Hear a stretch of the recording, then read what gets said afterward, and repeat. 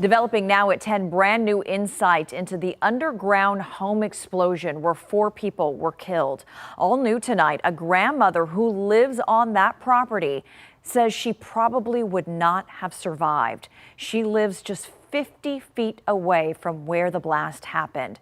But on the night of the incident, she was in the hospital with her granddaughter. The woman, who is heartbroken, says she also knew all 4 victims. KENS 5 reporter Henry Ramos is live at Public Safety Headquarters. And Henry, today we also learned what was ruled out in terms of what could have caused this explosion. That's right, EC. So off the bat, San Antonio's fire chief says investigators did not find a drug lab, explosives, or any explosive device in that underground home. And as for the woman that you mentioned, she's trying to figure out where to go next. She hasn't been allowed on that property, as for days it has been covered with local and federal investigators trying to uncover what went wrong. Overcome with emotion, Clara Aguilar is hurting. I knew all of them. I was friends with all of them. Aguilar knew all 4 people who died in the explosion at K-Bar Services of South Presa. Aguilar also lived on the 75-acre property. She says about 50 feet or less from the underground home. Every day.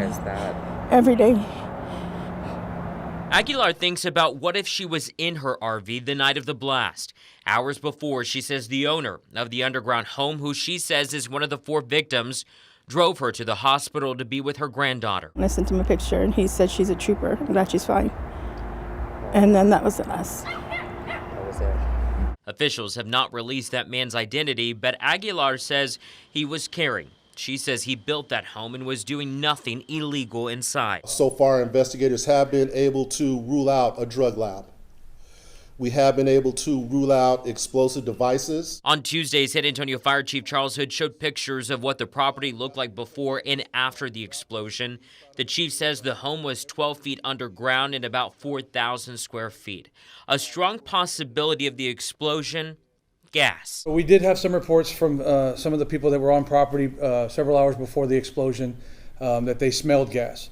So we are examining the propane tank that's on the site.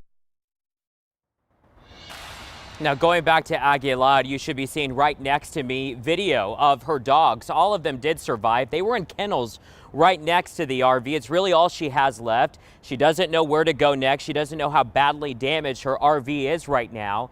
And as for the investigation, far from over. Investigators told us that. They also told us they do not expect to find any more victims. We'll, of course, keep you updated. We're live downtown tonight. Henry Ramos, KENS 5. EC's.